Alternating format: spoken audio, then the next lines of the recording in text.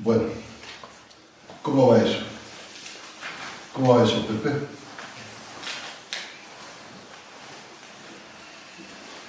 ¿Alguna puerta se ha abierto?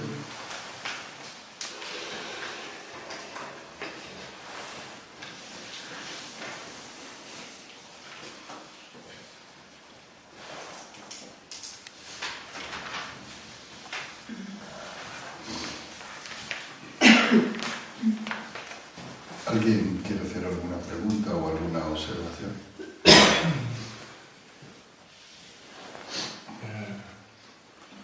Me pareció curioso cuando se comentó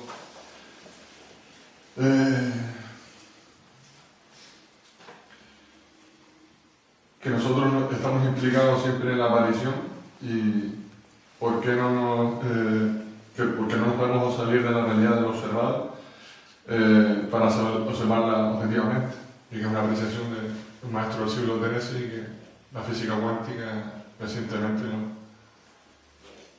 lo explica así. Así es. Toda la experiencia espiritual de Dogen, ese es un tema que aparece muy a menudo. Lo que pasa es que a Dogen hay que saber traducirlo, ¿verdad? Traducirlo no solo al lenguaje, desde el punto de vista del lenguaje, sino saber traducir sus expresiones antiguas, lo que quiere decir.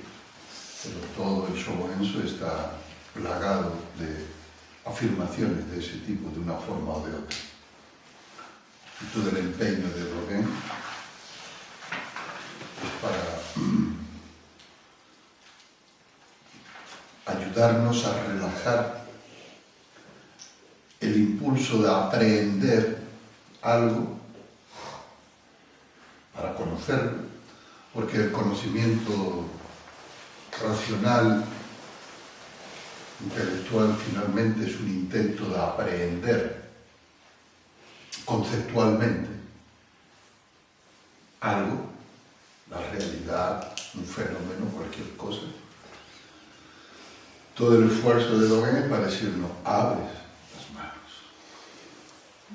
abandona esa tensión mental para aprender a través del conocimiento algo. Por eso, si cerramos el puño, obtendremos un puñado de arena. Pero si abrimos las manos, toda la arena del desierto pasa por ella. Es decir, obtenemos un conocimiento mucho más amplio, en el que no hay ni sujeto conocedor, ni objeto conocido, ni siquiera conocimiento como tal. Y sin embargo, hay conocimiento. A esto se le llama conocimiento trascendental o conocimiento intuitivo. Este es el conocimiento que se designa con el nombre de prajna o sabiduría.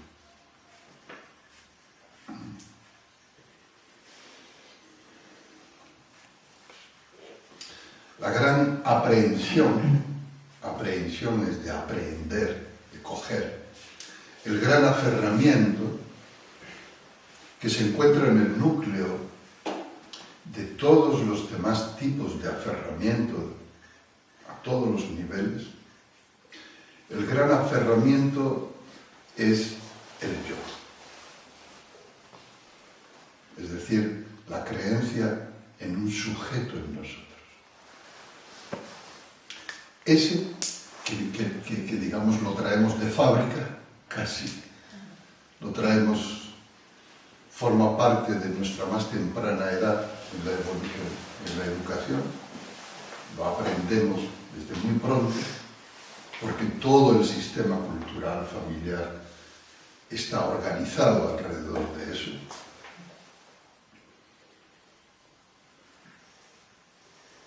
Ese es el núcleo. Y de hecho, la esencia de este capítulo ya viene expresada en el poema del Buda. Dice, este cuerpo son solo dharmas. cuando aparecen, el bodhisattva en estado de samadhi no dice yo aparezco, ahí está la esencia. Ese es el samadhi.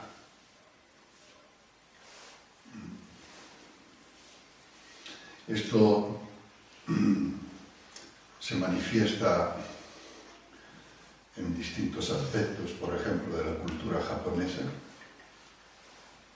por ejemplo en el kyudo, el tiro con arco, la ceremonia del té. Dice que cuando los maestros experimentados alcanzan plenamente en el blanco, la expresión es ello lo hizo. Cuando una ceremonia de té ha sido completada en un estado de perfección, la expresión es ello lo hizo. Ello se refiere a una totalidad.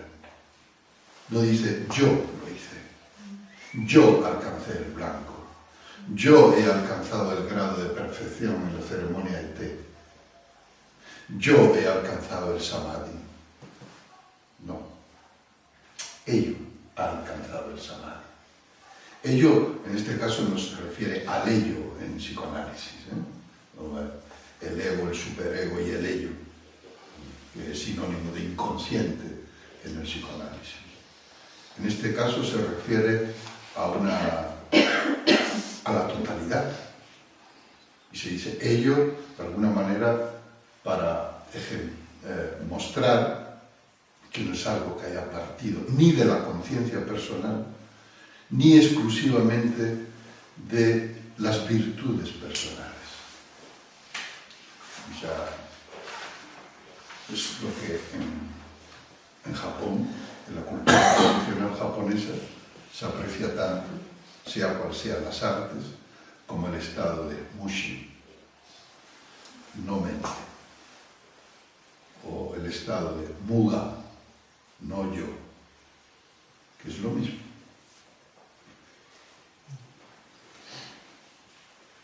Entonces, dislucidar este punto del yo es el fundamento.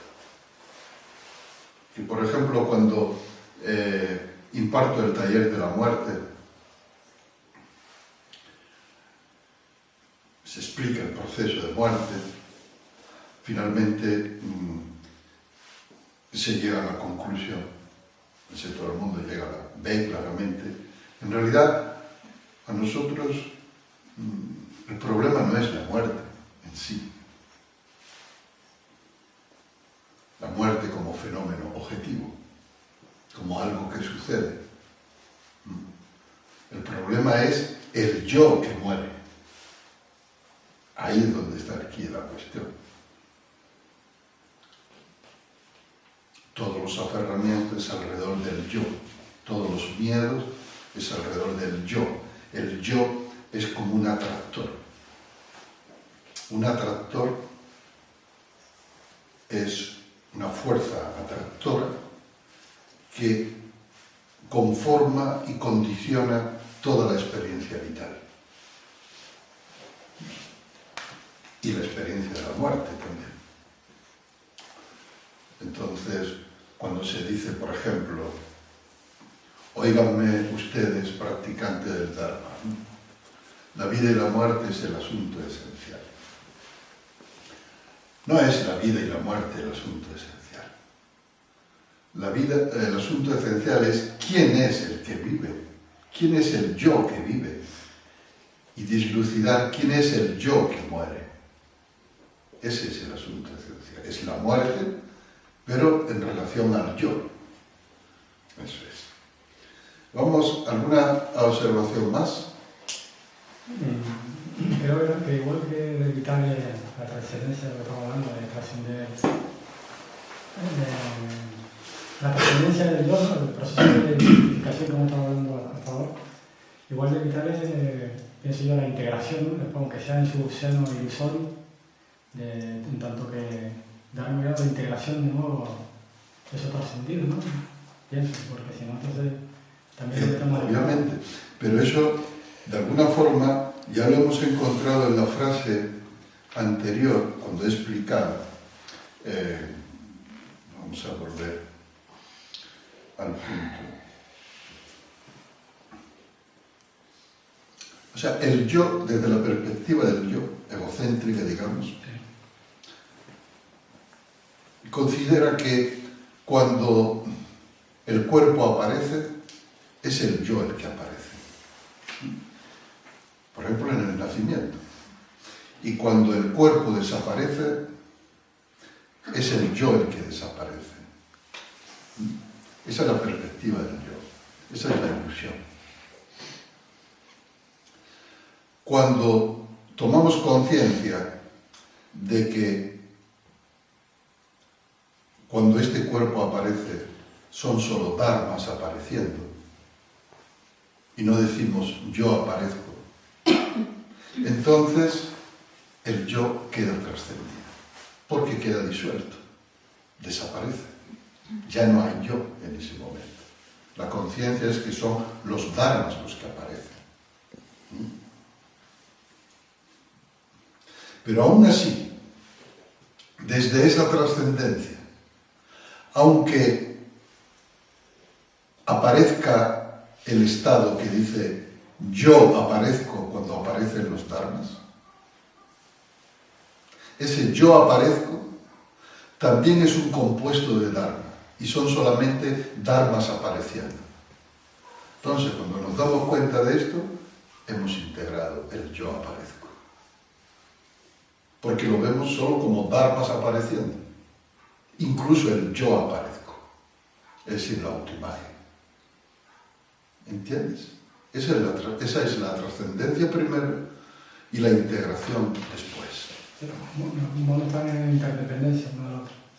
O sea, que de algún modo están en interdependencia uno del otro, aunque sea un trabajo. Todo está en interdependencia. Todo está en interdependencia.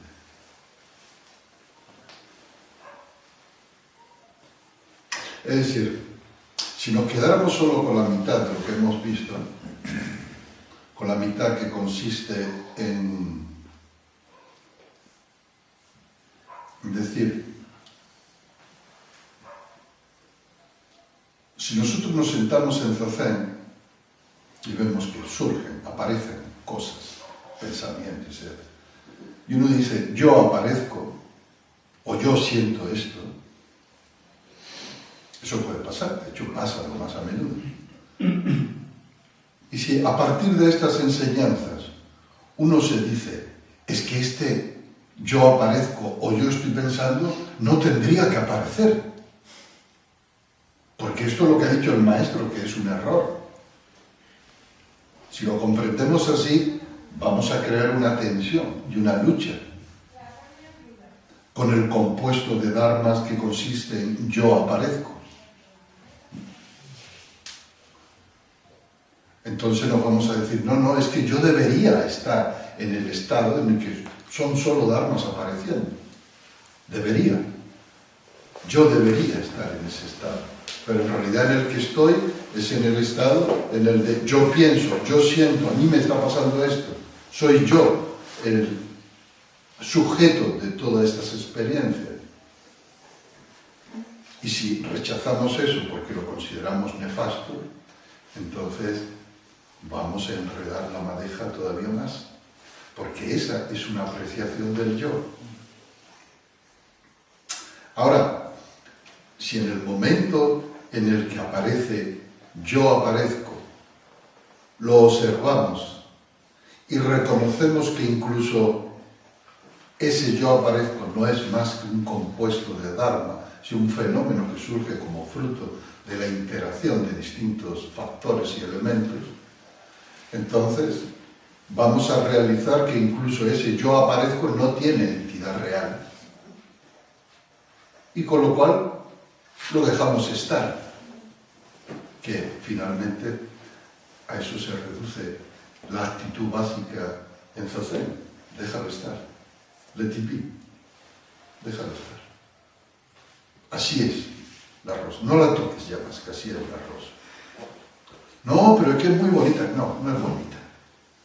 No, pero es que es muy pinchuda. No, no es pinchuda. Es así, tal cual. Es eso. Entonces, esa es la integración. Incluso de la emergencia de la autoconciencia.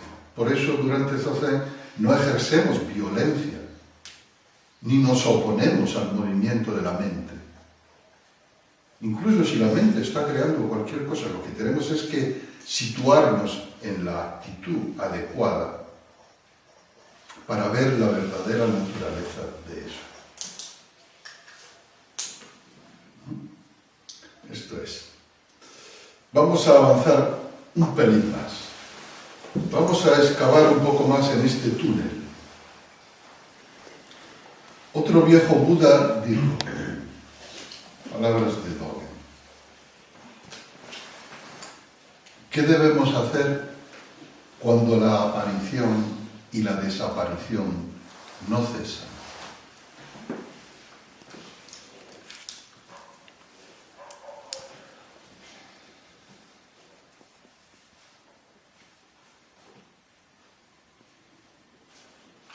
No cesan quiere decir que somos, sin cesar, conscientes de que la aparición y la desaparición está continuamente ocurriendo. ¿Entendéis esta manera de ver? Si somos plenamente conscientes,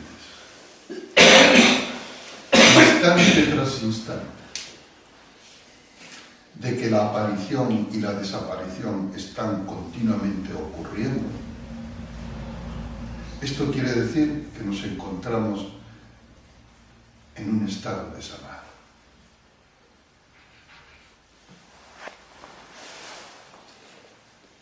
El estado de samadhi es el estado de presente eterno.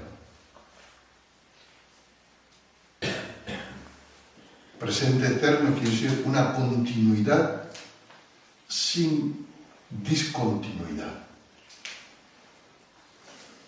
Una conciencia ininterrumpida. A esto se le llama estado de presencia.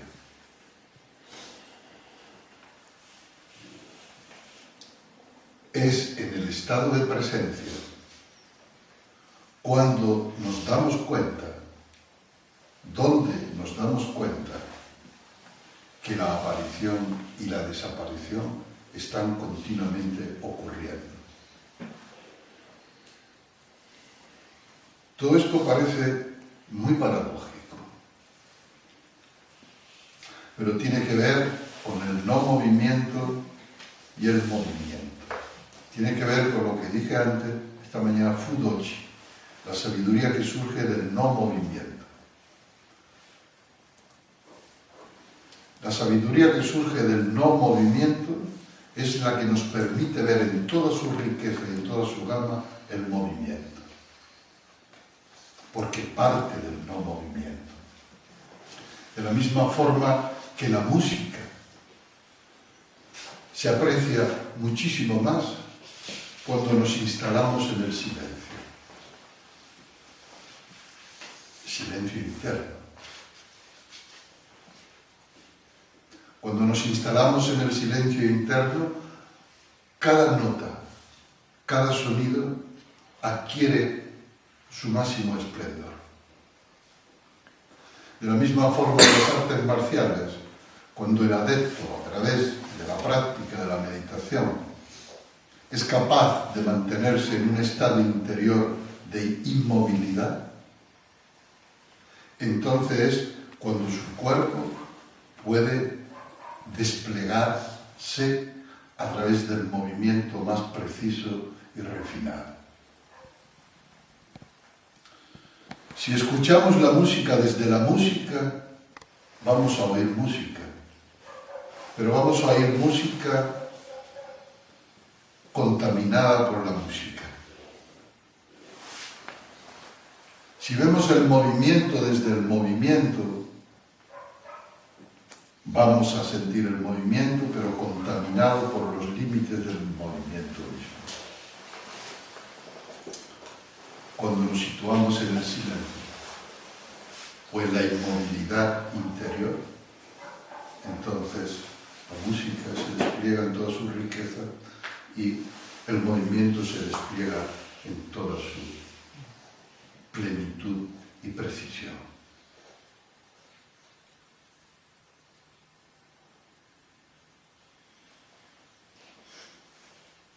Dogen dice, así, la aparición y la desaparición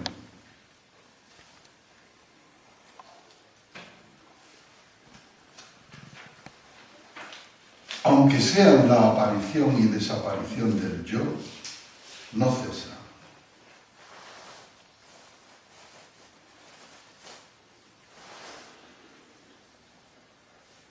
Es decir, cuando estamos en zazen y observamos, me duele esto, quiero lo otro, yo pienso que, yo creo que, aparecen pensamientos asociados siempre al yo pienso, yo estoy pensando esto, entonces el yo aparece con el pensamiento, el yo desaparece con ese pensamiento, el yo vuelve a aparecer con otro pensamiento, el yo desaparece con ese pensamiento, el yo aparece en una sensación, desaparece cuando desaparece la sensación. Cuando observamos continuamente esto,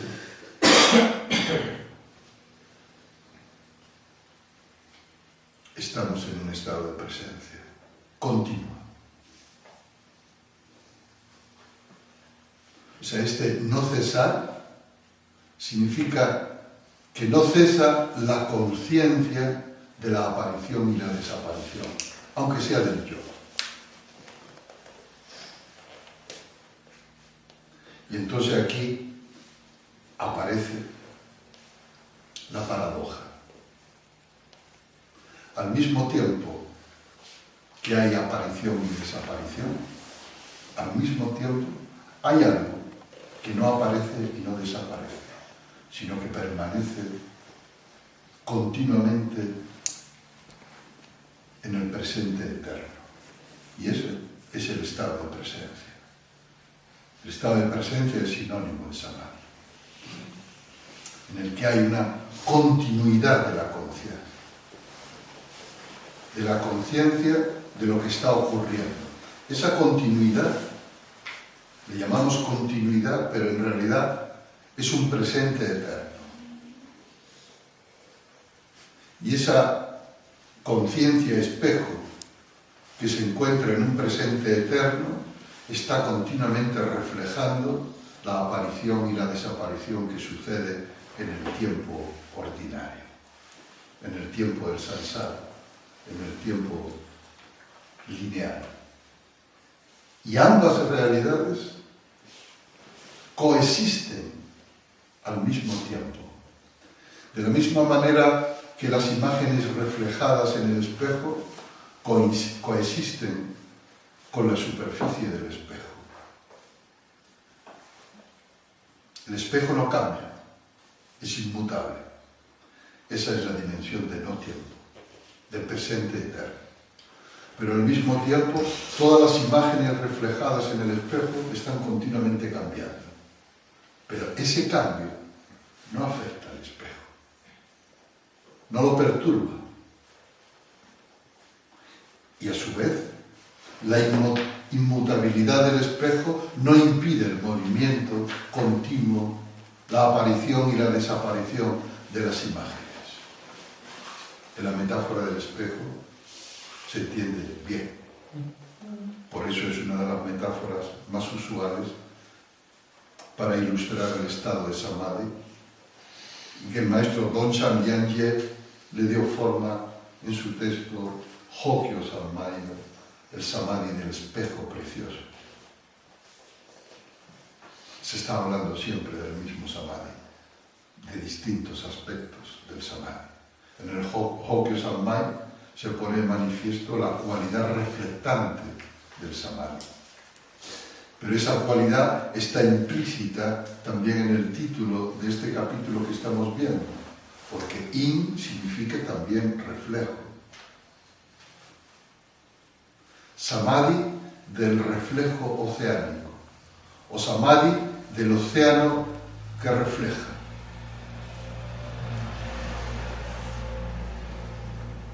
Océano es una metáfora para, como hemos dicho, la realidad completa, y que refleja es una metáfora de la conciencia inherente a la realidad, de la cualidad de conciencia inherente a la realidad.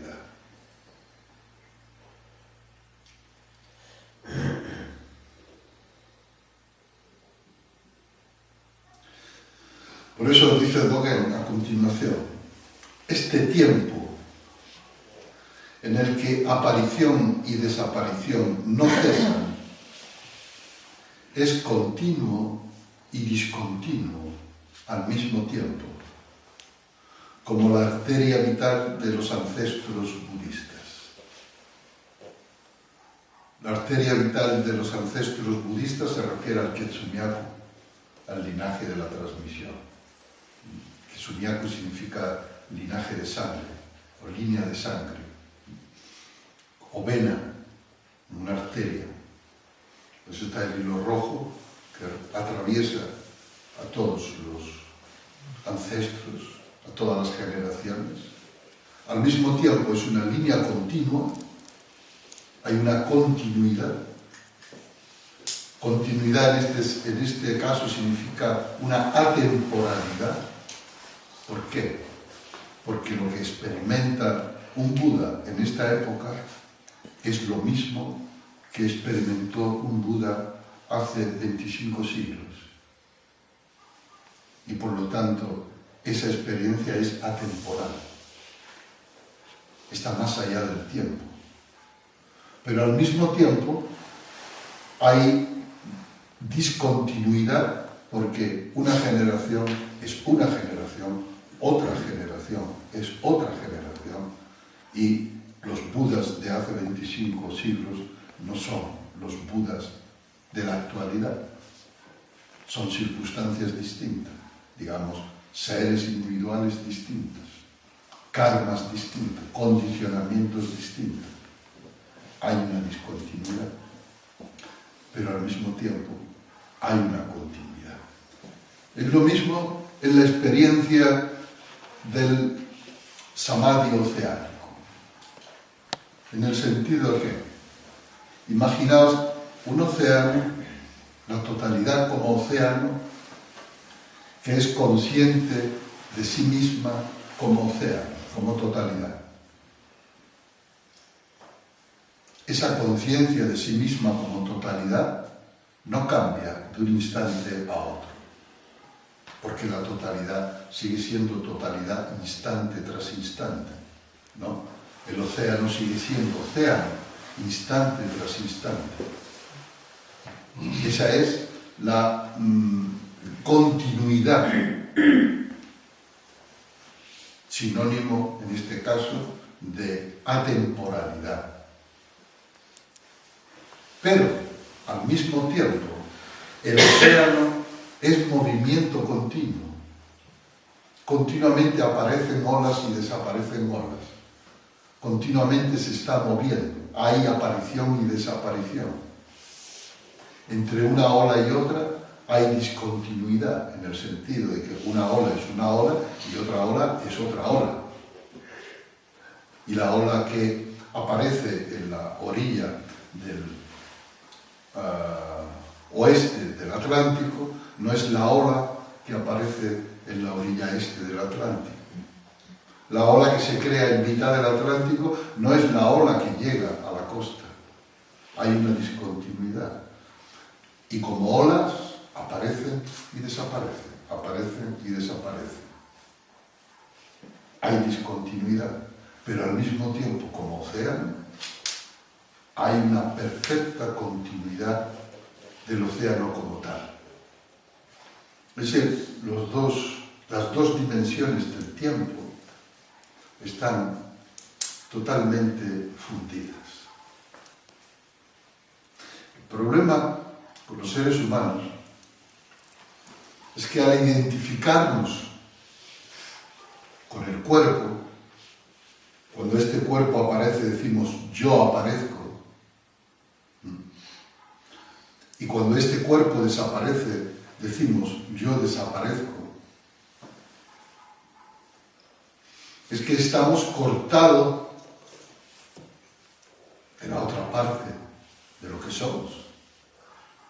Hemos perdido la conciencia de la totalidad, porque nos hemos identificado con un aspecto concreto y hemos hecho de ese aspecto concreto nuestra existencia absoluta. Y cuando ese aspecto concreto desaparece, sufrimos porque creemos que nuestra existencia absoluta desaparece también. Pero si experimentamos una expansión de conciencia, y por ejemplo, en el estado de samadhi oceánico, realizamos que en realidad somos ya la totalidad,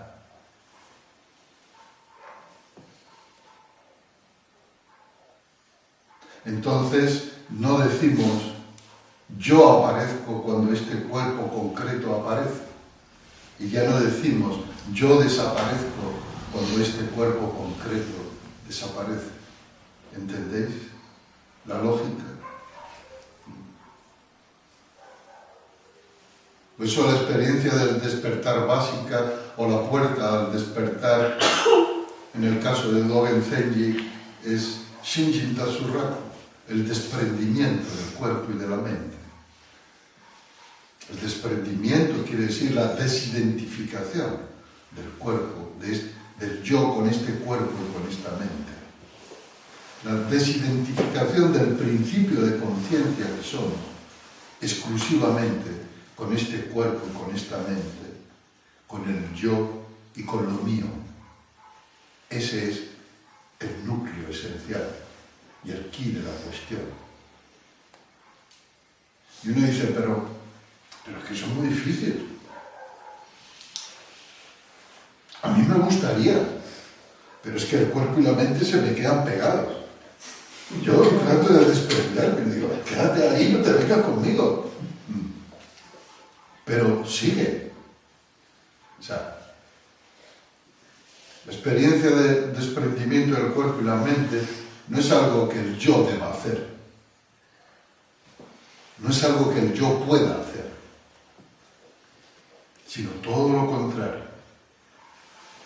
Es el cuerpo y la mente el que debe desprenderse del yo.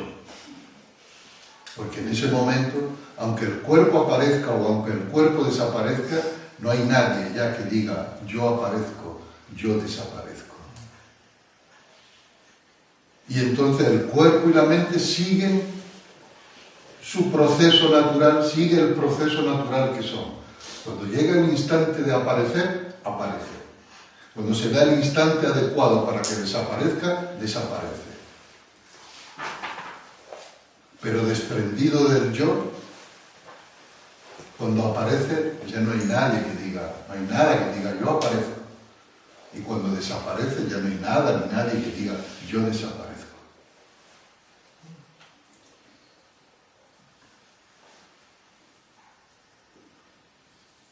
Continúa Dogen. En el momento en el que la aparición y la desaparición no cesan, frase que retoma de antes, ¿quién aparece y quién desaparece?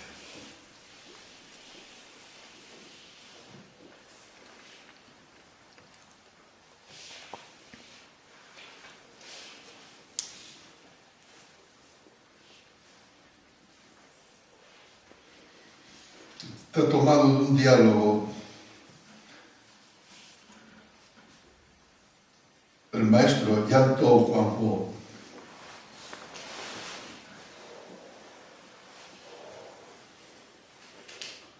al que le preguntaron: ¿qué debemos hacer cuando la aparición y la desaparición no cesan?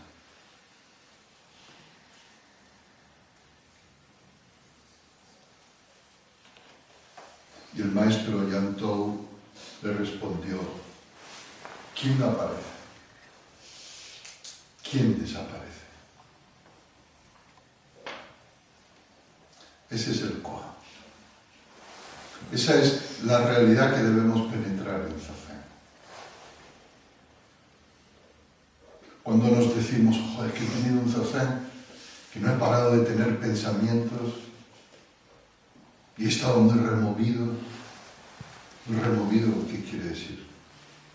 Que la aparición y la desaparición han estado sucediendo sin cesar.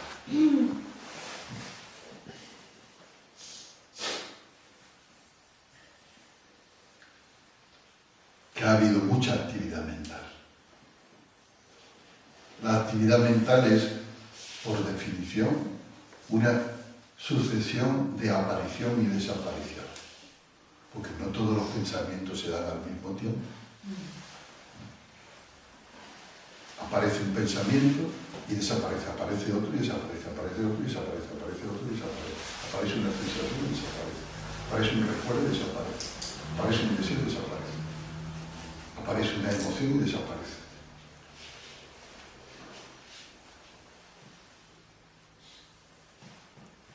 Pero el problema no es que haya aparición y desaparición. El problema es quién aparece y quién desaparece.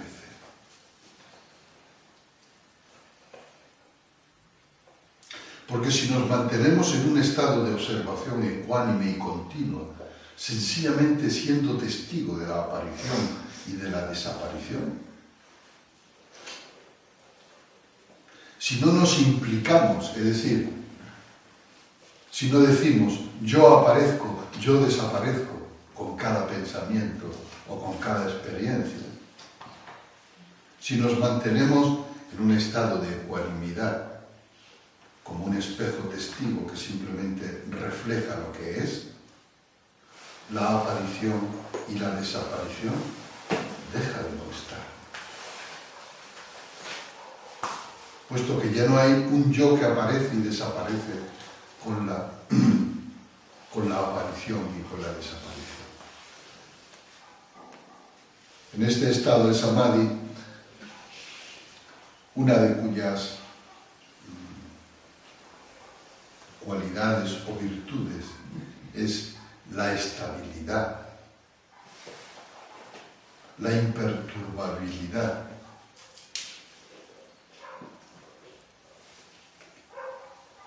Es como podemos comprender el poema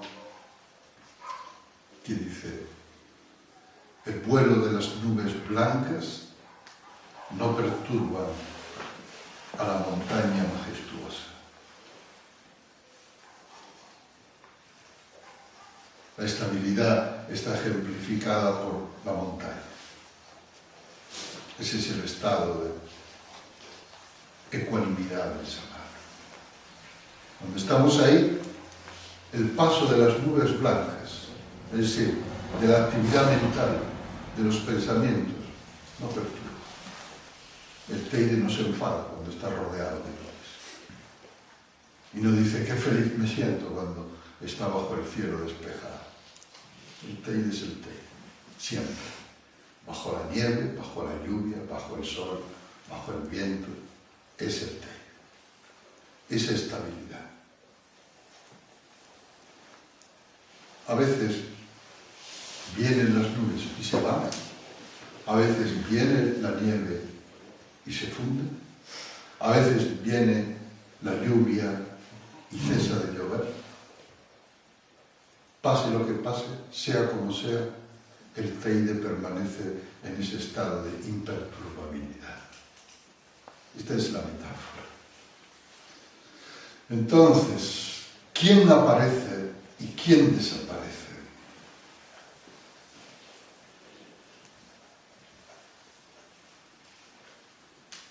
es un koan que debe ser penetrado.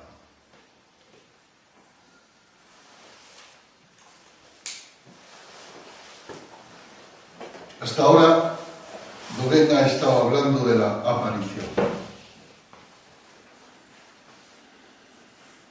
Ahora comienza a hablar de la desaparición.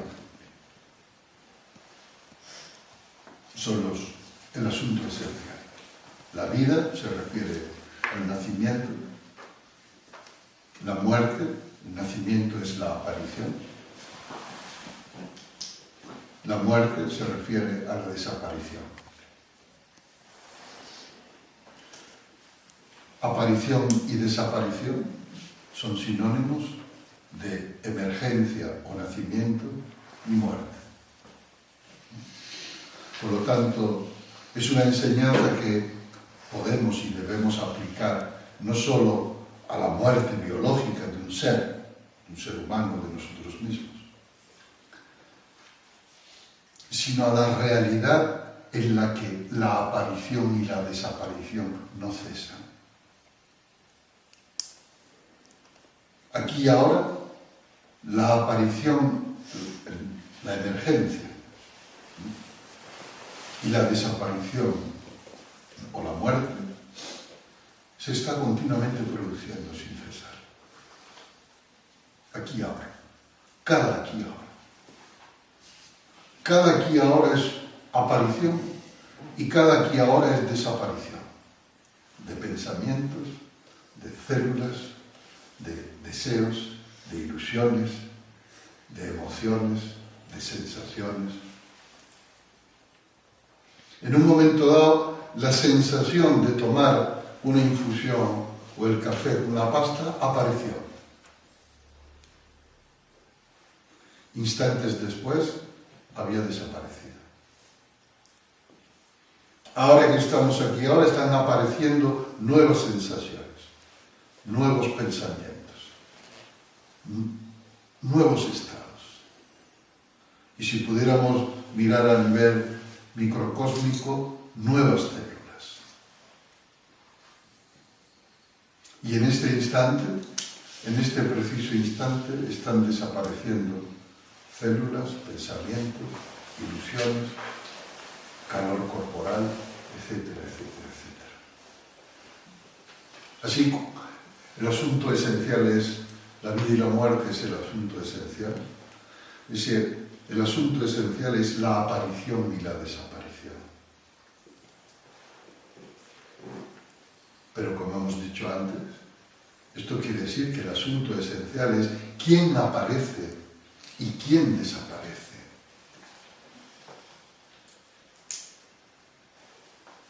El Buda dijo, son solo dharmas apareciendo. Son solo dharmas desapareciendo. Sin embargo, en nuestra vida cotidiana no lo concebimos así. Cuando aparece algo que hemos querido, es decir, que el yo está implicado en ello, decimos, lo he conseguido, lo he logrado, he obtenido un logro, yo. Es decir, que cuando esos dharmas, los dharmas que llamamos, los dharmas compuestos, o la composición de dharma que llamamos logro, aparece, decimos, yo aparezco. Yo lo he conseguido, yo lo he logrado. Y cuando se produce la pérdida, quiere decir la desaparición, es decir, el conjunto compuesto de dharmas que llamamos pérdida, decimos, yo lo he perdido, yo lo he perdido. Aparece el yo. Aquí es donde está el problema. El problema no es que haya aparición y desaparición. No es que haya nacimiento y muerte. No es que haya ida y venida. El problema es cuando, junto a eso, es el yo el que aparece. Es el yo el que desaparece. Es el yo el que cree haber conseguido Y es el yo el que cree haber perdido. Desde este punto de vista, desde este samadhi, el Buda enseña en el Sutra la Gran Sabiduría: no hay pérdida ni ganancia para el yo.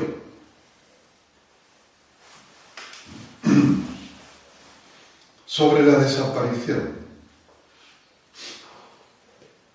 Cuando los dharmas desaparecen, el bodhisattva en samadhi oceánico no dice yo desaparezco.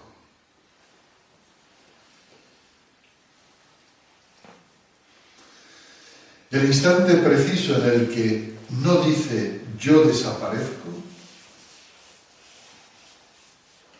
es el instante preciso en el que se produce la desaparición de los dharmas.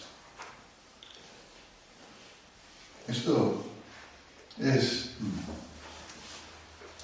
muy sutil.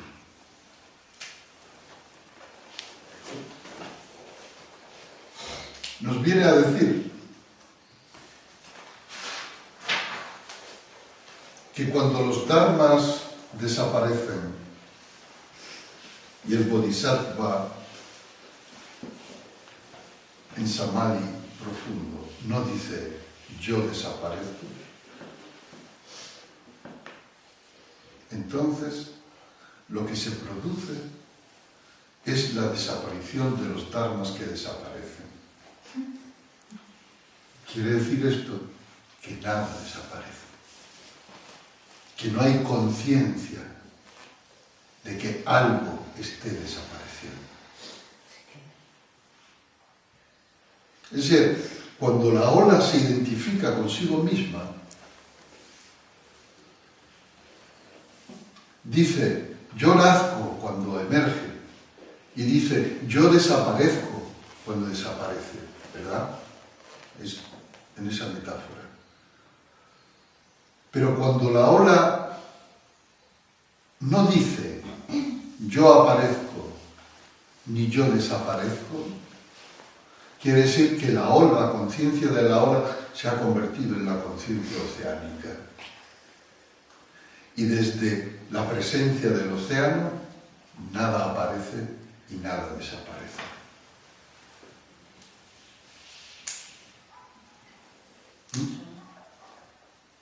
Es así.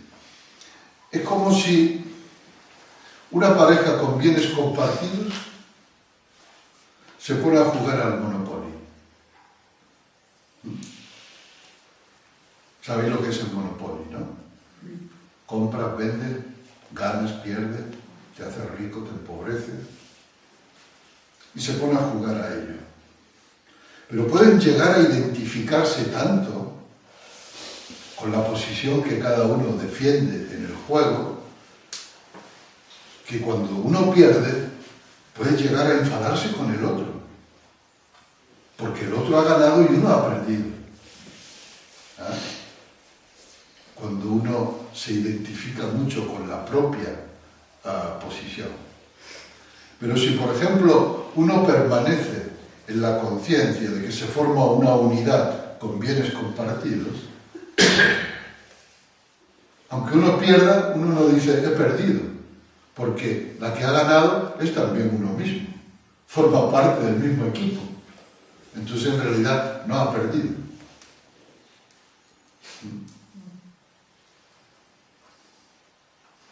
De esto se trata, en este caso.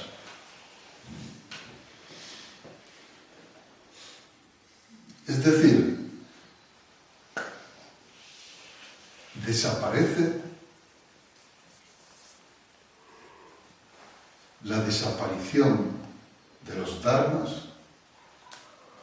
cuando los dharmas desaparecen y uno no dice yo desaparezco.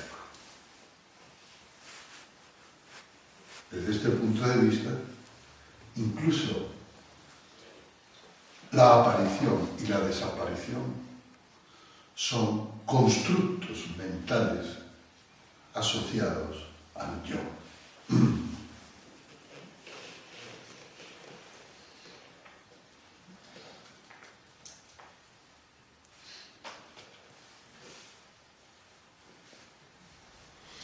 sucede en el mundo de hoy día? A nivel familiar, a nivel rural, a nivel de aldeas, a nivel de ciudades, a nivel de comarca, a nivel de comunidades autónomas, a nivel de países, a nivel de culturas, etnias. Se ha desarrollado tanto el individualismo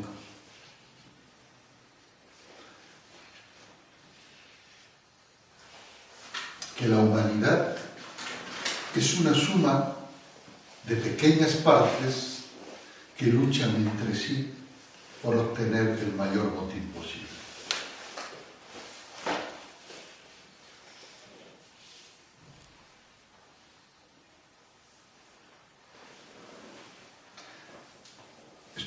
El individualismo es un efecto colateral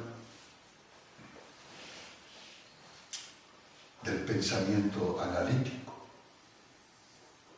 que es la modalidad de pensamiento básica de lo también llamado el pensamiento racionalista, o conceptual, o categórico.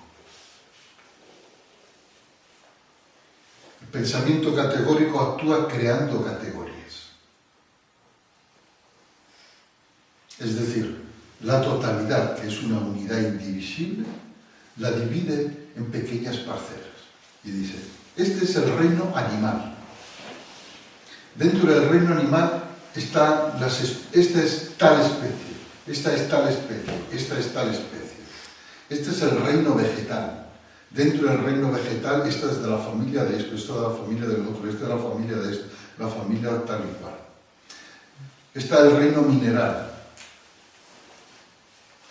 Dentro del reino animal está el Homo sapiens y todos los demás animales. El Homo sapiens es superior a todos los demás animales.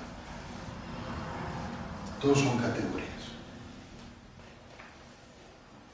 Dentro de la humanidad están los del este, los del oeste, los del norte y los del sur. Están los negros y están los blancos, los amarillos y los cobrizos. Categorías, categorías, categorías. Dentro de los blancos están los alemanes y los españoles, por ejemplo.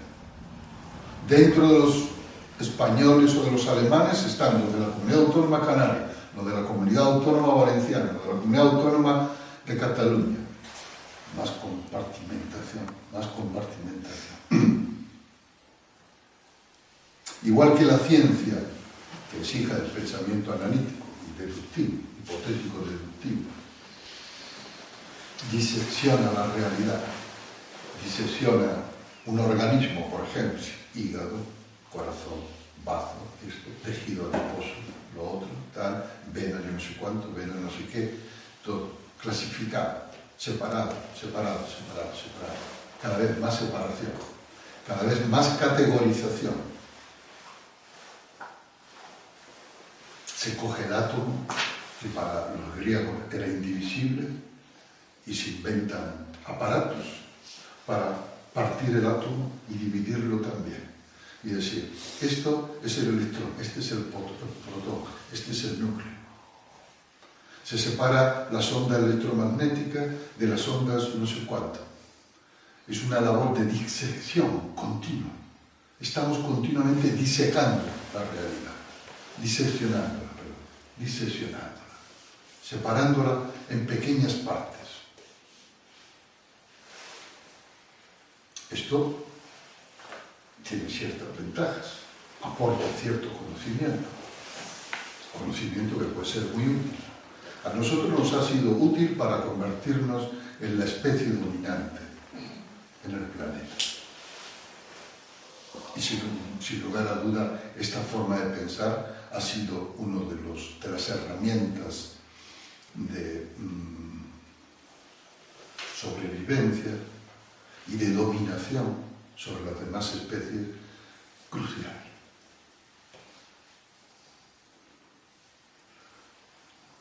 La sociedad humana, en vez de ser concebida como un todo, como un pueblo, cada vez está concebida más como un grupo de individuos cada uno con sus propios intereses, cada uno con su propia autoconciencia, cada uno con sus propios deseos, cada uno diciendo yo. Una sociedad formada por millones de yoes que en la filosofía y en la mentalidad individualista, lo primero para el yo es el yo. Lo segundo es el yo. Y en tercer lugar, el yo. ¿Qué produce esto? Una decisión total y generalizada. Hemos despedazado el universo y tenemos ahí todas las piezas y ahora no sabemos cómo juntarlo. Hemos perdido la visión sintética, es decir, la visión de la interrelación entre todas esas partes. Hemos olvidado que el universo no es la suma de pequeñas partes, sino una red de interrelaciones. El secreto del universo está en la sintaxis, es decir, en lo que define la relación de una parte con la otra. Entonces tenemos un problema sintáctico en estos momentos. Resulta que si vosotros sois canarios y os ponéis enfermo en la Comunidad Valenciana, aunque todos seamos españoles, la sanidad valenciana no os recibe si no tenéis un permiso de desplazamiento, se llama, que es el que os va a permitir que os atiendan en los hospitales valencianos, porque con ese permiso de desplazamiento la sanidad canaria se compromete a pagar la factura que vais a generar en el país valenciano. Entonces, resulta, eso es así, resulta, y hay comunidades que ni siquiera así aceptan recibir en sus hospitales a habitantes de otras comunidades.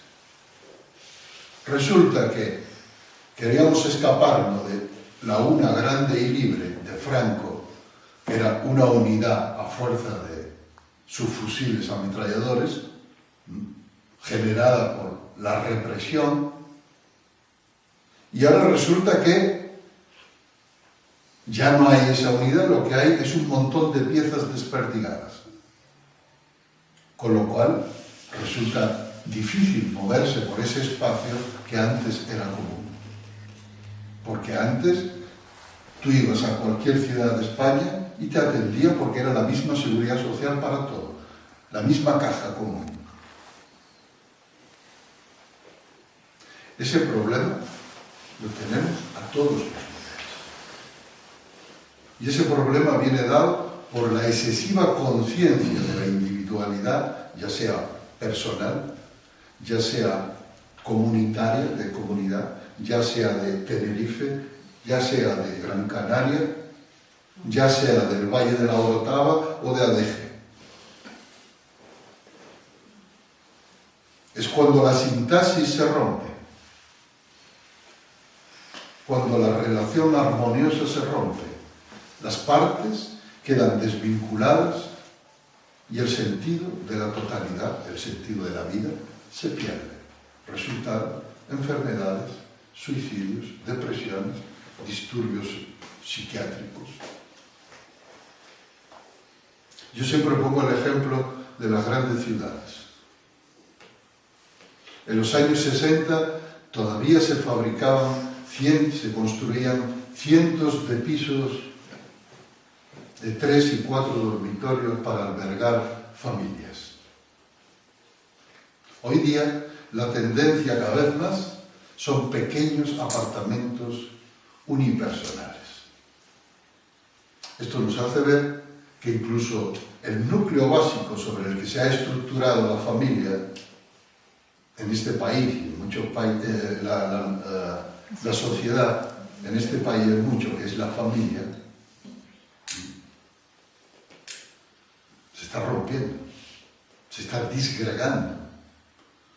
¿Por qué? Porque son más importantes los individuos que la familia. Antes uno estaba dispuesto a hacer muchas cosas por su familia, hacer muchas cosas en pos de esa unidad familiar, porque uno sentía de alguna manera que uno no era nada fuera de esa familia, porque la familia daba sentido, aunque fuera una familia disfuncional, pero daba sentido. Hoy día no. Hoy día el sentido es hacer lo que yo quiera, sin que nadie me condicione, sin tener que someterme a ningún tipo de interrelación condicionante, por definición, con otros. ¿Tener hijos? No, por favor, porque eso me va a condicionar mi libertad para viajar, para estudiar, para ir, para venir, porque le voy a tener que dedicar dinero, porque voy a tener que trabajar más. Para eso no, yo prefiero yo. Primero yo, y después ya veremos. La tendencia era antes que los matrimonios tuvieran hijos muy jóvenes. Mi madre me tuvo a mí, me concibió con 18 años, cuando ella tenía 18 años, y me parió con 19. Hoy día la mentalidad es decir, no, yo primero vivo. Vivo yo con mis experiencias, yo, y después cuando tenga 30, cuando tenga 40, a lo mejor con 50, cuando ya esté cansada de vivir y ya haya vivido todo lo que haya tenido que vivir, entonces a lo mejor me planteo tener un hijo. Y si biológicamente no puedo, tengo a todo un sistema médico, sanitario y una industria médica ahí al servicio de mi deseo de tener un hijo cuando biológicamente ya no puedo. Es decir, en base a la predominancia de los impulsos de la conciencia egótica, individualista, se está produciendo una disgregación. Al fin y al cabo, esa podría ser una definición de cáncer, ¿no? Una relación desarmoniosa de las células. Un funcionamiento celular en el que la célula ya ha perdido la conexión con las otras células para hacer en conjunto lo que tiene que hacer, y un conjunto de células se vuelve loca y hace psh, y cogen. En su afán de inmortalizarse mata al individuo que la... En su afán de inmortalizarse, porque toda célula lleva implícito como primera orden del código genético, reprodúcete. Pero en este caso la reproducción es para destruir el organismo. Sin saber que muere a su vez. Sin saber que muere a su vez. Exactamente igual nos está pasando a nosotros. El individualismo como sistema de pensamiento, como estado de conciencia, es un cáncer en la vida, en la biosfera. Es ese individualismo el que puede hacer que destruyamos la sociedad, que es fundamental para que la vida nuestra, de cada uno, se dé. Va a hacer que la sociedad en su conjunto, como un cáncer a su vez, la sociedad humana, destruya su ecosistema, y cuando el ecosistema quede destruido, la sociedad quedará destruida, y cuando la sociedad esté destruida, los individuos morirán, desaparecerán, como desaparecen las células cancerígenas cuando el organismo colapsa.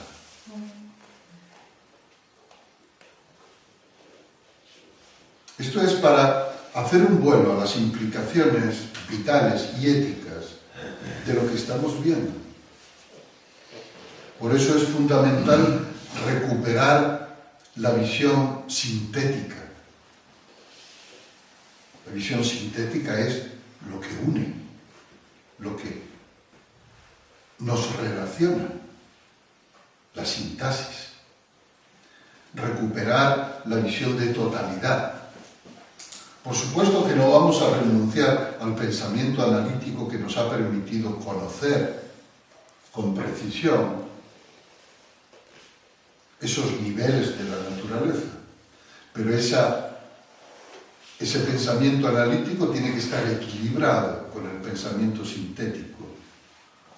El pensamiento o la conciencia de la particularidad tiene que estar armonizada con la conciencia de la globalidad, de la totalidad. Este es el punto esencial. Por eso, lo que hay detrás de la crisis de civilización, que se manifiesta en crisis ecológica, medioambiental, en crisis económica, en crisis política, en crisis de gobernanza, porque una sociedad formada por individuos es muy difícil de gobernar, es imposible de gobernar, porque cada uno va a lo suyo, y lo único que hay es lucha y competición. Lo que está en el origen de esta crisis global es un error cognitivo. Un error cognitivo que hemos recibido y que se ha perpetuado como un virus también de generación en generación, pero que ahora está llegando a su apogeo. Ese error cognitivo es el que dice yo aparezco cuando los dharmas aparecen, y el que dice yo desaparezco cuando los dharmas desaparecen. Por eso, cuando hablamos del samadhi oceánico, de los estados de samadhi, de la realización espiritual que supone un estado de samadhi, no estamos hablando de algo que, pues mira, mola eso, estaría bien, o me apetece. No es una cuestión de eso, es mucho más fundamental. Es la necesidad de corregir ese error cognitivo, pero de corregirlo mediante la experiencia, mediante la vivencia.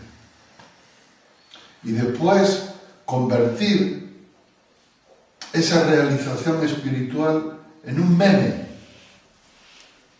en un virus positivo que sea transmitido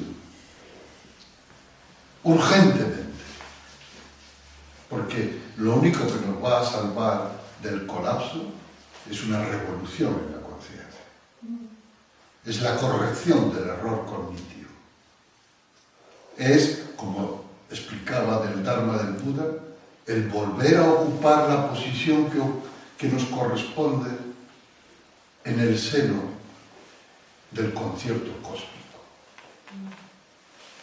Es decir, ser lo que realmente somos, ni más ni menos, en la relación con todos los factores que conforman la vida universal, la vida en el planeta, la biosfera, etc.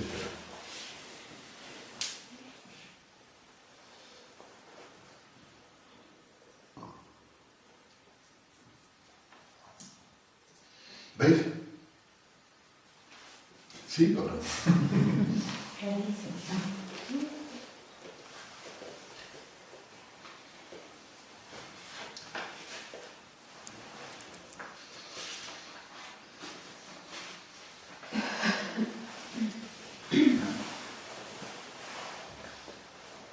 La desaparición misma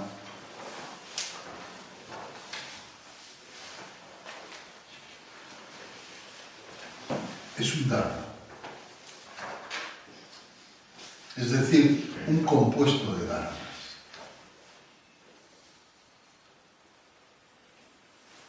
Por eso la desaparición, cuando desaparece, no dice yo desaparezco, sino que son solo dharmas desapareciendo.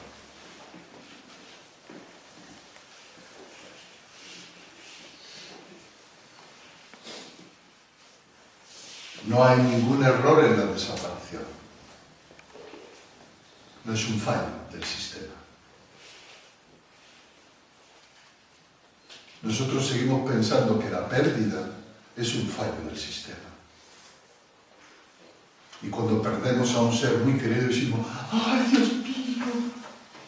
¿Por qué me lo has quitado?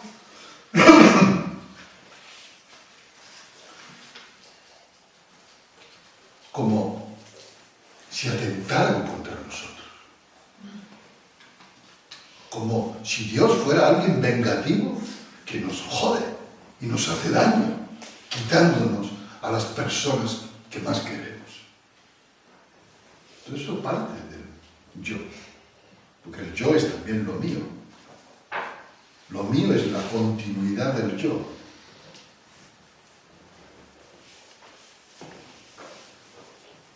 Y cuando perdemos a un ser querido, un objeto querido, una fortuna querida, un coche querido que nos lo roban, nos jode tanto porque decimos, yo desaparezco con ese ser, con esa fortuna, con ese coche que nos quitan del medio. No es el hecho en sí de la desaparición, es que el yo desaparece. Creemos nosotros que el yo, decimos nosotros, que el yo desaparece con esa desaparición. Por eso cuando trabajo con personas en duelo, siempre trato de hacerles ver algo que al principio se enfada mucho conmigo. Y se cabrean bastante a veces. Por ejemplo, se muere una madre y uno está en la pena de la pérdida de la madre. Es que me da mucha pena que se haya muerto. Digo, no. A ti no te da pena que se haya muerto tu madre. Primero porque tú no tienes ni idea de lo que significa la muerte de tu madre para ella, para la que se muere. A ti lo que te apena es la hija que dejas de ser cuando se muere tu madre. Porque la hija de tu madre es la que se muere con la muerte de tu madre. Por lo tanto, cuando la hija desaparece, porque la madre desaparece, uno dice, yo desaparezco, y ahí está el dolor y el sufrimiento. ¿Entendéis? De nuevo, en el yo. En el yo que dice, yo desaparezco. Obviamente, cuando una madre muere, la hija de esa madre muere con ella. Que nadie puede sustituir a esa madre. Nada puede sustituirlo. Entonces la hija que uno ha sido muere. Es decir, la hija es un compuesto de dharmas. Y cuando desaparece, es solo un compuesto de dharmas desapareciendo. Pero cuando decimos, yo desaparezco, entonces es cuando viene el dolor y la aflicción.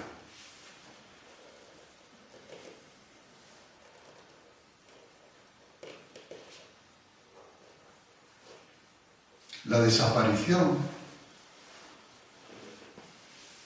no es algo que suceda desde el exterior, no es algo que venga desde el exterior. Repito, no es un fallo del sistema. Mira, todo el sistema médico occidental está construido sobre la premisa de que la muerte es un error. Y está destinado a combatir la muerte. ¿Cómo es un negocio? Es otra parte, que también.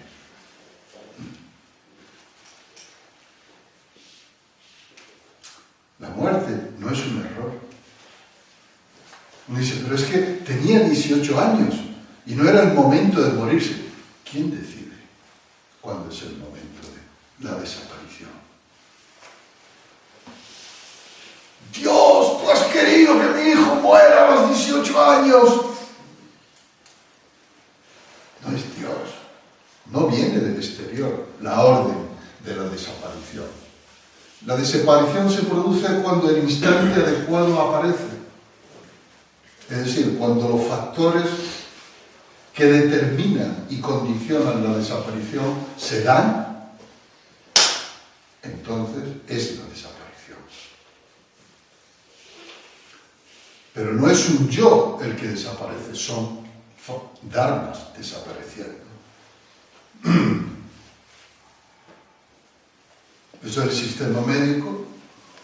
La muerte es un error. No lo dice así, no está escrito en ningún hospital, pero todo el funcionamiento es en base a eso. Combatamos la muerte.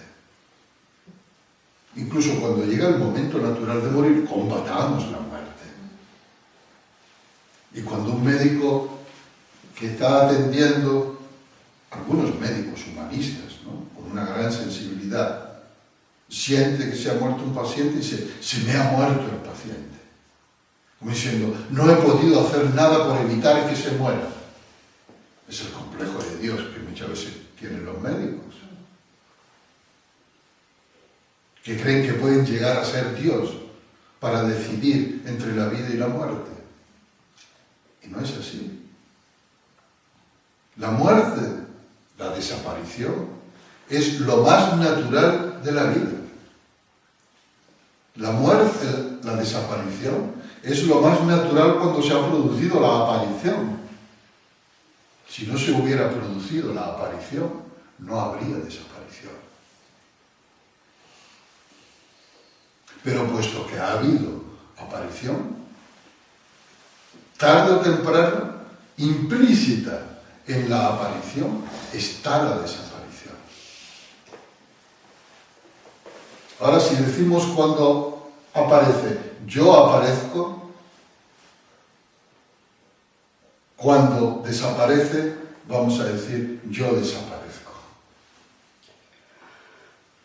Y ahí está la pena y la aflicción. Pero, si cuando algo aparece, realizamos, somos conscientes de que solamente son dharmas apareciendo,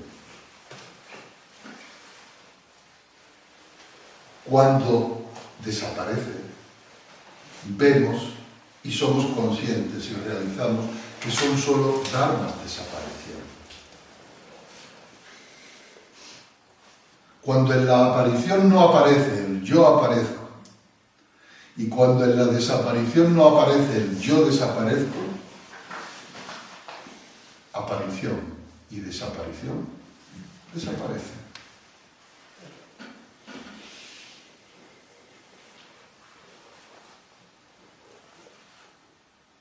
Primero, hay que comprenderlo. Hay que comprenderlo claramente con el intelecto. Que no es solo un juego de palabras. Después, hay que realizar. Al menos durante Zazen. Zazen, que es el laboratorio. Zazen, que es la puerta principal de entrada al Samadhi. Hay que realizar 30 segundos, 30 minutos, 30 días, 30 años en Zazen. Y después continuar realizándolo en la vida cotidiana hasta que esta realización impregne completamente toda nuestra cognición, todos nuestros patrones emocionales, nuestros códigos de conducta y nuestros sistemas cognitivos. La desaparición no procede del exterior. Son dharmas desapareciendo.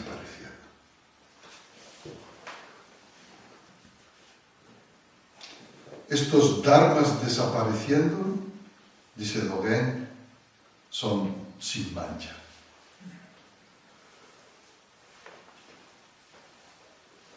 En este estado sin mancha es donde moran los ancestros budistas.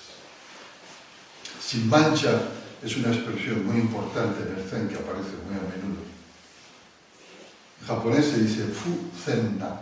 Zenna es mancha. Mancha se refiere a las distorsiones del pensamiento discriminativos y a los apegos y rechazos de las emociones distorsionadoras. Sin mancha quiere decir que experimentamos la desaparición sin pensamientos discriminativos y sin emociones distorsionadoras. La desaparición es solo dharmas desapareciendo.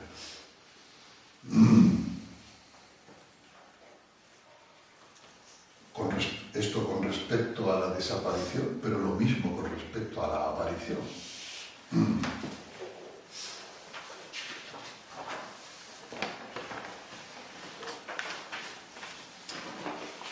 ¿Alguien tiene alguna pregunta acerca de esto que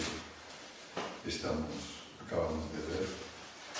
Ya nos quedan 5 o 10 minutos.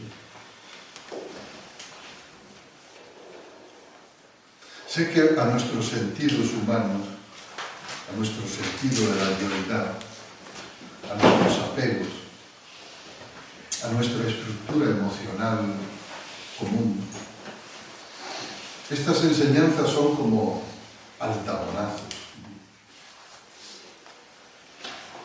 En cualquier caso, nos gustaría que nos consolara, que nos dieran algún tipo de esperanza, aunque sea ilusoria, pero algo que genere esperanza.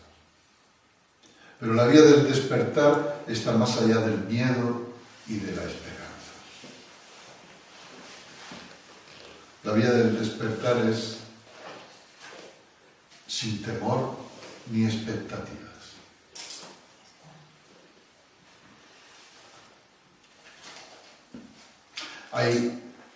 Han habido históricamente dos estrategias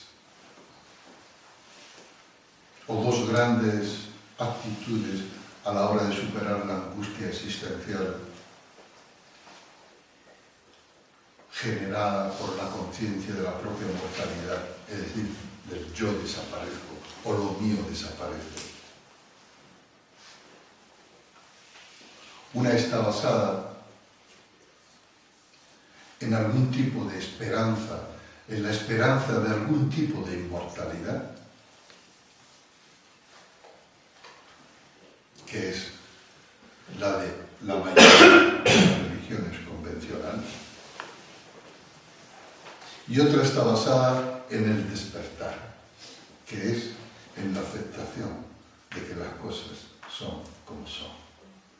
Y la única opción posible que tenemos es aceptar que las cosas son como son y vivir en armonía con las cosas tal y como son.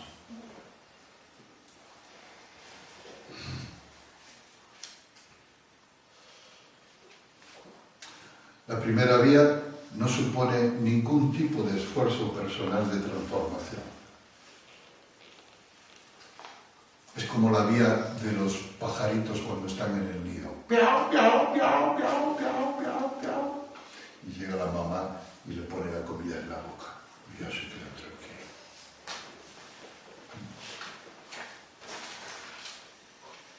Ante la angustia, uno dice, Dios, Dios, Dios, Dios, Dios, Dios. Entonces vienen sus intermediarios a ponernos una esperanza, aunque sea ilusoria, en la boca ya. Por un día. Una pastillita. Una pastillita. O viene un médico y nos da un sedante. Una pastillita. La otra supone desprenderse de la piel, desprenderse de la carne, desprenderse de los huesos, desprenderse de la médula y vivir erguido, sin miedo y sin expectativa.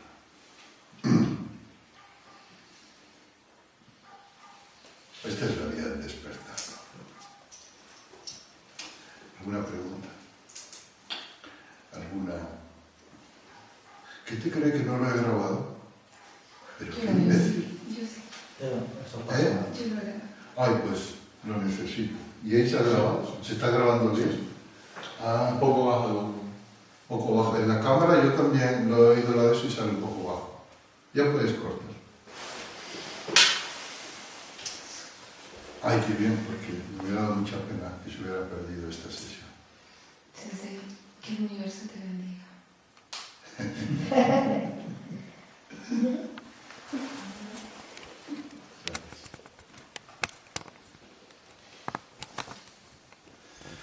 Muchas gracias.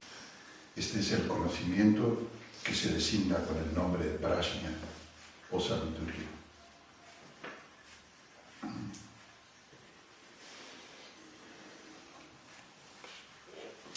La gran aprehensión es de aprehender, de coger, el gran aferramiento que se encuentra en el núcleo de todos los demás tipos de aferramiento a todos los niveles.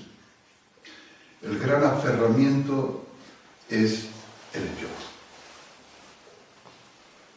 es decir, la creencia en un sujeto en nosotros.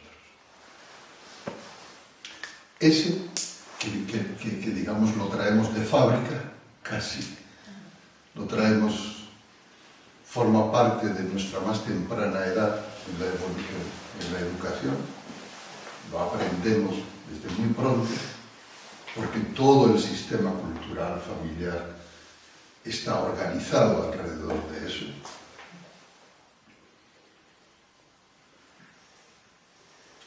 Ese es el núcleo. Y de hecho, la esencia de este capítulo ya viene expresada en el poema del Buda. Dice, este cuerpo son solo dharmas. Cuando aparecen, el bodhisattva en estado de samadhi no dice, yo aparezco. Ahí está la esencia. Ese es el samadhi.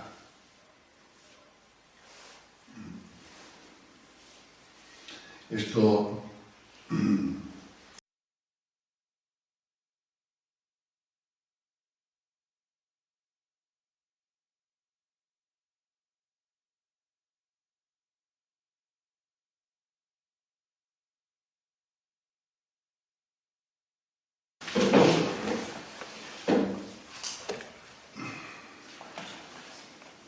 bueno, ¿cómo va eso?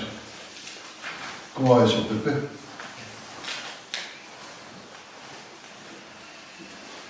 ¿Alguna puerta se ha abierto?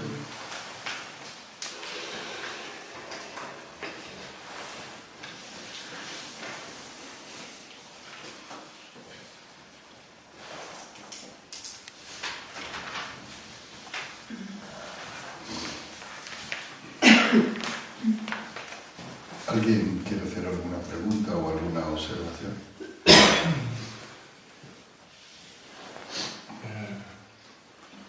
Me pareció curioso cuando se comentó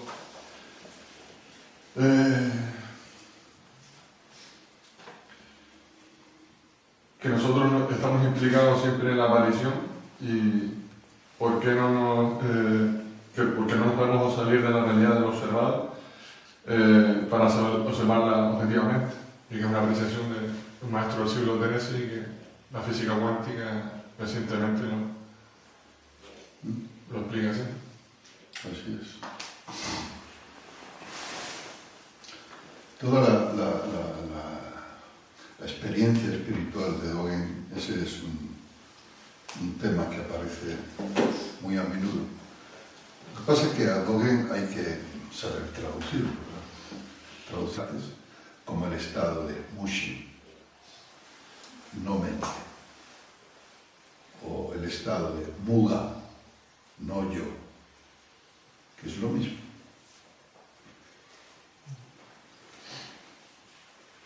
Entonces, dislucidar este punto del yo es el fundamento. Y por ejemplo, cuando imparto el taller de la muerte, explica el proceso de muerte, finalmente se llega a la conclusión, todo el mundo ve claramente, en realidad a nosotros el problema no es la muerte en sí, la muerte como fenómeno objetivo, como algo que sucede. El problema es el yo que muere. Ahí es donde está aquí la cuestión. Todos los aferramientos es alrededor del yo, todos los miedos es alrededor del yo. El yo es como un atractor. Un atractor es una fuerza atractora que conforma y condiciona toda la experiencia vital. Y la experiencia de la muerte también. Entonces, cuando se dice, por ejemplo, óiganme ustedes, practicantes del Dharma, la vida y la muerte no solo en el lenguaje, desde el punto de vista del lenguaje, sino saber traducir sus expresiones antiguas, lo que quiere decir. Pero todo el Shobogenzo está plagado de afirmaciones de ese tipo, de una forma o de otra. Y todo el empeño de Dogen es para ayudarnos a relajar el impulso de aprender algo para conocerlo, porque el conocimiento racional, intelectual, finalmente es un intento de aprender conceptualmente algo, la realidad, un fenómeno, cualquier cosa. Todo el esfuerzo de Dogen es para decirnos, abres las manos, abandona esa tensión mental para aprender a través del conocimiento algo. Por eso, si cerramos el puño, obtendremos un puñado de arena. Pero si abrimos las manos, toda la arena del desierto pasa por ella. Es decir, obtenemos un conocimiento mucho más amplio, en el que no hay ni sujeto conocedor, ni objeto conocido, ni siquiera conocimiento como tal. Y sin embargo, hay conocimiento. A esto se le llama conocimiento trascendental o conocimiento intuitivo. Se manifiesta en distintos aspectos, por ejemplo, de la cultura japonesa, por ejemplo, en el kyudo, el tiro con arco, la ceremonia del té. Dice que cuando los maestros experimentados alcanzan plenamente en el blanco, la expresión es ello lo hizo. Cuando una ceremonia de té ha sido completada en un estado de perfección, la expresión es ello lo hizo. Ello se refiere a una totalidad. No dice yo lo hice, yo alcancé el blanco, yo he alcanzado el grado de perfección en la ceremonia del té, yo he alcanzado el samadhi. No, ello ha alcanzado el samadhi. Ello, en este caso, no se refiere al ello en psicoanálisis, el ego, el superego y el ello, que es sinónimo de inconsciente en el psicoanálisis. En este caso se refiere a la totalidad. Y se dice ello, de alguna manera, para mostrar que no es algo que haya partido ni de la conciencia personal, ni exclusivamente de las virtudes personales. O sea, es lo que en Japón, en la cultura tradicional japonesa, se aprecia tanto, sea cual sea la sangre.